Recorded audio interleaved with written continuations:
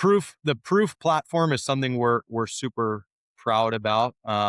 We started launching it back in 2019, 2020, and was really the first B2B e-commerce platform in our industry. Really value that we've seen really become an unlock for us is when customers can really browse our portfolio of brands more than they ever have before and really understand the depth of the product portfolio that we really do carry, and that has been super value add for us and our sales teams across the country. But I think a core piece to this is 60% of our orders are still coming in from the on-premise after a shift ends. And really what that means is our customers are using this to help guide inventory ordering, right? And refill in a way that makes our salespeople's time more impactful when they're in front of the customer. It's not just about taking the inventory reorder. It's about helping sell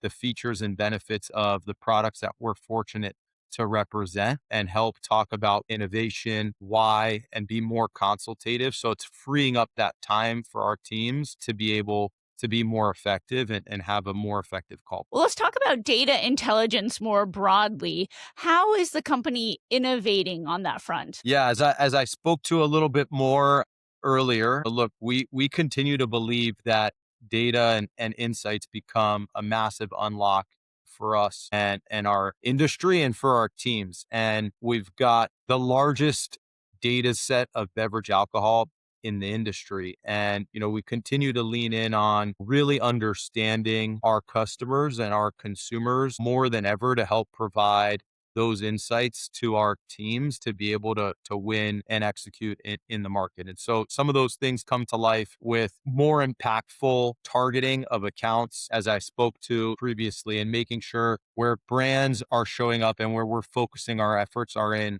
the right accounts, not in all accounts, because you'll get that diminishing velocity that I spoke to earlier. So it's really hyper focused against those core DMAs that are aligned with the brand strategy. And the other big thing that we're super focused against is how we can provide our teams with the right selling stories, the right insights to help drive the best sales call of the future with the right brands that make sense for our customer partners to help drive their business. And so our teams continue to invest in these core areas to make our salespeople's jobs easier, even though they are super hard and respect everything that everyone does on a day-to-day basis to bring the product portfolios to life in their territories and routes, but to help cut down on some of the mundane tasks and help more specifically on driving value with the brands that we represent. Yeah. And it seems like the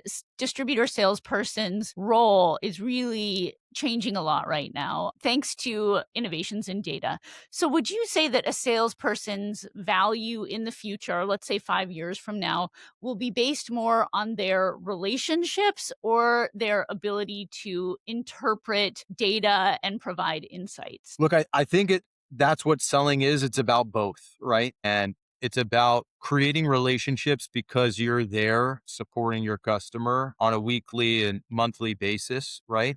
And being there for them. And that inherently creates a relationship. And that's good. You want to have relationships with your customer partners, but where you drive long-term value for them and become a trusted partner versus a good friend is by, selling them the opportunities that are driving their business forward. And so it's about both, but I think we need to continue to lean in to the data and insights piece and selling consultatively to help drive, these best in class tactics to life. Because selling just based on relationship isn't going to drive the business and isn't going to build brand value, long